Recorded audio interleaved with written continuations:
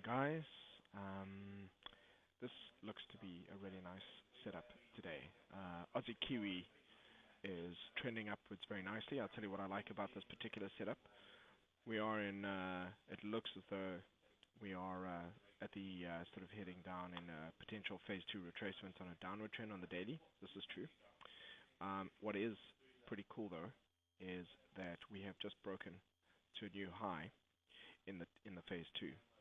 It is hitting up against the 200 EMA, but at this point as well, in the 240 chart, we've just created a new high. We've just broken through on this, and so basically the trade at this point is based on the fact that price action will return after breaking the new high, will return back down, touch the 50 EMA, and then attempt to go long again.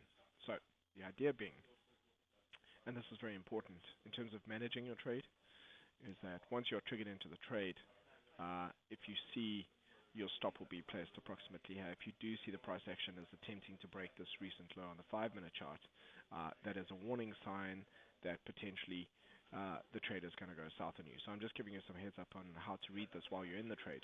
As soon as price action at that point, if it doesn't break and stop you out, so if it does return to the red line, the 50 EMA, exit the trade at break even. The other sort of warning sign is if you find that price comes back down, bounces, begins to go long, and you've been triggered in, and you find that it then appears to turn around before breaking this high over here, begins to turn around and return back to the 50 EMA, exit the trade.